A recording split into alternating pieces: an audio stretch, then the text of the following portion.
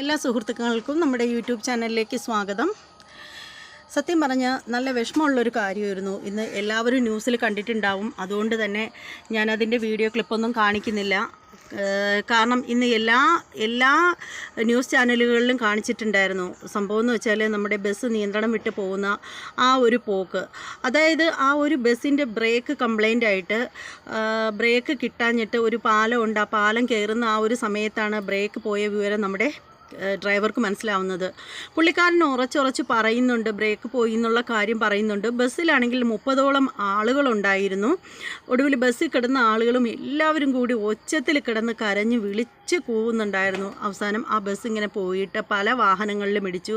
ഒരു ആംബുലൻസ് പോകുന്നുണ്ടായിരുന്നു, ആ ആംബുലൻസിലും കൊണ്ടുവന്ന് ഇടിച്ചു. ആ ആംബുലൻസിലാണെങ്കിൽ ഒരു രോഗി ഉണ്ടായിരുന്നു. ആ രോഗിയുടെ നില ഗുരുതരമായി എന്നൊക്കെയാണ് അറിയാൻ സാധിച്ചത്. അതുപോലെ ബസ്സിലുണ്ടായിരുന്ന പലർക്കും പരിക്ക് പറ്റിയതായിട്ടും, അതുപോലെ ബസ് ഓടിച്ചിരുന്ന ഡ്രൈവർക്കാണെന്ന് തോന്നുന്നു കാല് രണ്ടിന് നല്ല ഒടിവുണ്ടായി എന്നൊക്കെയാണ് അറിയാൻ സാധിച്ചത്. പല ന്യൂസ് ചാനലിൽ നിന്നാണ് അറിയാൻ സാധിച്ചത് ആ കാര്യങ്ങളൊക്കെ. ഇത് എല്ലാവരും കണ്ടിട്ടുണ്ട് എന്നറിയാവുന്നത് കൊണ്ട് തന്നെയാണ് അതിൻ്റെ വീഡിയോ ക്ലിപ്പ് കാണിക്കാത്തതും. അത് മാത്രമല്ല, ശരിക്കും പറയുകയാണെങ്കിൽ അതിൻ്റെ ആ ഒരു വീഡിയോ ക്ലിപ്പ് കാണുമ്പോൾ തന്നെ നമുക്ക് നെഞ്ചിനകം പടപെടാന്ന് പറഞ്ഞ് ഇടിക്കും. ആ ഒരു പോകുന്ന പോക്കും നിലവിളിയും കരച്ചിലും ഒക്കെ കാണുമ്പോൾ തന്നെ നമ്മൾ കണ്ടത് കണ്ടു, ഇനി മറ്റുള്ളവരെ കൂടി വേദനിപ്പിക്കേണ്ട കാര്യമില്ലല്ലോ. അപ്പോൾ ശരിക്കും പറയുകയാണെങ്കിൽ എനിക്ക് ഈ വാഹനം ഓടിക്കുന്ന ഡ്രൈവർമാരോട് പറയാനുള്ളതെന്ന് വെച്ചാൽ ഒരു കാര്യമാണ്. എൻ്റെ അച്ഛനാണെങ്കിൽ പണ്ട് കാലം തൊട്ടേ ഡ്രൈവറാണ്, ഇപ്പോഴും ഡ്രൈവറാണ്.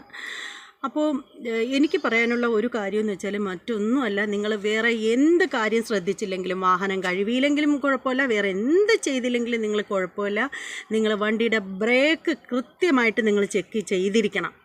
കാരണം പ്രത്യേകിച്ചും ബസ് ചെറിയ വാഹനമാണെങ്കിൽ വലിയ പരിക്കുണ്ടാവില്ല എന്നല്ല, പോകുന്ന വഴി ബ്രേക്കൊക്കെ പോയി കഴിഞ്ഞാൽ പോകുന്നവരെ കാണുന്നവരുടെയൊക്കെ ഇടിച്ച് തെറിപ്പിക്കും എന്നുള്ള കാര്യം ശരിയാണ്. എന്നാലും ബസ് പോലുള്ള ഒരു വാഹനമാകുമ്പോൾ നിങ്ങളൊന്ന് ഓർത്ത് നോക്ക്, എന്തുമാത്രം വലിയ അപകടമായിരിക്കും ഉണ്ടാവുന്നത്. ബസ് അല്ലെങ്കിൽ പോലും ഏത് വാഹനങ്ങളാണെങ്കിൽ പോലും, ഇനി ഇരുചക്ര വാഹനങ്ങളാണെങ്കിൽ പോലും നിങ്ങൾ ബ്രേക്ക് കൃത്യമായിട്ട് നിങ്ങൾ ചെക്ക് ചെയ്തിരിക്കണം. ആ വാഹനത്തിലുള്ളവർ അനുഭവിച്ച ആ ഒരു മാനസിക പിരിമുറുക്കം, ആ ഒരു ടെൻഷൻ, ആ ഒരു വെപ്രാളം എന്തുമാത്രമാണെന്നുള്ള കാര്യത്തിൽ നമുക്ക് ആർക്കും ചിന്തിക്കാൻ പറ്റില്ല. കാരണം ശരിക്കും പറയുകയാണെങ്കിൽ അത്രയ്ക്കായിരിക്കും. നമ്മൾ നേരിട്ട് കാണുമ്പോൾ പറയുന്ന കണക്കൊന്നും ആയിരിക്കില്ല. അവൻ എന്തോരം വിഷമം അനുഭവിച്ചിട്ടുണ്ടായിരിക്കും, ചിന്തിക്കാനേ പറ്റുന്നില്ല. പിന്നെ കുറേ കാര്യങ്ങളൊക്കെ എന്ന് വെച്ചാൽ നമ്മൾ മനസ്സിലാക്കേണ്ടതായിട്ടുണ്ട്. കാരണം നമ്മുടെ അനാസ്ഥത കൊണ്ടും പലതും സംഭവിക്കാൻ ചാൻസ് ഉണ്ട്. അതായത് ഞാൻ ഇപ്പോൾ പറയുന്നത് എൻ്റെ ഒരു ജീവിത അനുഭവം, ഞാൻ എൻ്റെ കണ്ണാലെ കണ്ട ഒരു കാര്യമാണ്. ചില കാര്യങ്ങളിലൊക്കെ നമ്മുടെ ഡ്രൈവർമാരുടെ അനാസ്ഥത നല്ല രീതിയിൽ ഉണ്ടാവാറുണ്ട്. അതിനൊരു ഉദാഹരണം ഞാൻ പറയാം. പക്ഷേ ഞാൻ ബസ്സിൻ്റെ പേരൊന്നും പറയത്തില്ല. കാരണം ഇത് ഒരു സോഷ്യൽ മീഡിയയാണ്. യൂട്യൂബ് പോലുള്ള ചാനലുകളിലൊക്കെ വരുമ്പോഴത്തേക്ക് അത് എല്ലായിടത്തും ഒരുപാട് പേരിലേക്ക് എത്തുന്നൊരു കാര്യമാണ്. അതുകൊണ്ട് തന്നെ ഞാൻ ബസ്സിൻ്റെ പേര് ഒരു കാരണവശാലും ഞാൻ പറയത്തില്ല. സംഭവം പറയാം. ഞാനൊരു സംഭവം നടന്നിട്ട് ഒരു 4 മാസം ആവുമായിരിക്കും, 4-4.5 മാസം അത്രയൊക്കെ ഉണ്ടാവുള്ളൂ, അല്ലെങ്കിൽ ഒരു 5 മാസം അത്രേ ആവുള്ളൂ. ആ ഒരു സമയത്ത് ഞാൻ വർക്കല പോയിട്ട് എനിക്ക് അവിടെ നിന്ന് നേരെ പാരിപ്പള്ളിയിലേക്ക് വരണമായിരുന്നു. അപ്പോൾ നമ്മൾ പനേറ വഴി വരുമ്പോഴത്തേക്ക് നല്ല വളവുകളാണ് ആ ഭാഗത്തുള്ളത്, ഭയങ്കര വളവുകളാണ്. എന്നാൽ ഈ ബസ്സുകളൊക്കെ നല്ല സ്പീഡിലുമാണ് വരുന്നത്. ഒറ്റ ജെറ്റ് വിട്ടാണ് ബസ്സെല്ലാം വരുന്നത്. നമ്മൾ അതിനകത്ത് ഇരിക്കുന്നത് തന്നെ അള്ളി പിടിച്ചാണ് ഇരിക്കുന്നത്.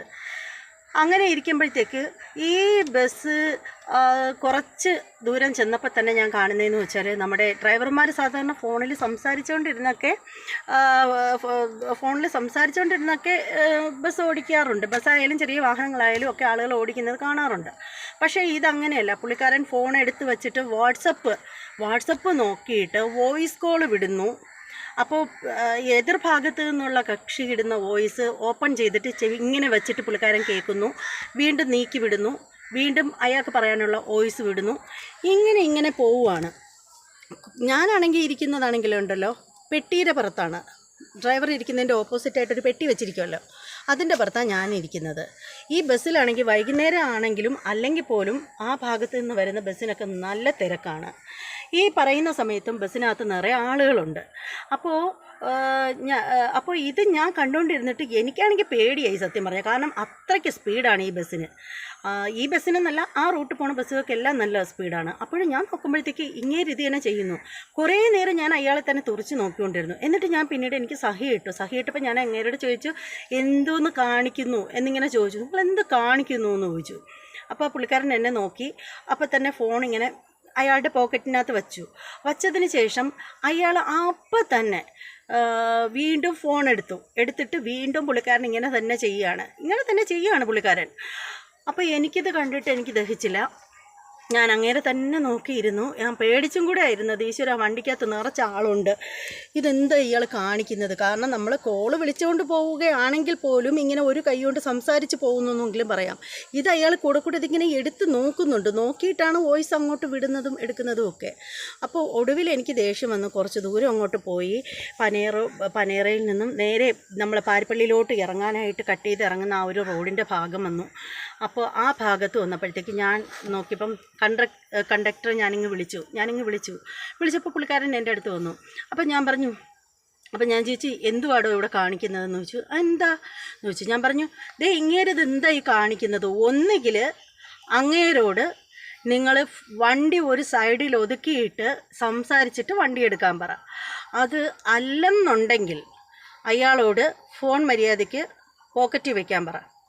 ഇത്രയും ആളുകൾ ഈ വാഹനം നിറയുണ്ട്, എന്താ ആളുകളുടെ ജീവനൊന്നും ഒരു വിലയില്ലേ എന്ന് ഞാനിങ്ങനെ ചോദിച്ചപ്പോൾ ഈ കണ്ടക്ടർ പറയാം എന്നിങ്ങനെ പറഞ്ഞിട്ട് പുള്ളി ഇങ്ങനെ മാറി ആ ബാക്കിൽ ഗ്രില്ല് പോലെ കാണുമല്ലോ വണ്ടിയുടെ ബാക്കിൽ കമ്പി, അതിൻ്റെ അടുത്ത് ഇങ്ങനെ നോക്കി. അയാളെ നോക്കിയപ്പോഴത്തേക്ക് ഈ പുള്ളിക്കാരന് മനസ്സിലായി പറഞ്ഞത് സത്യമാണെന്നുള്ള മനസ്സിലായി.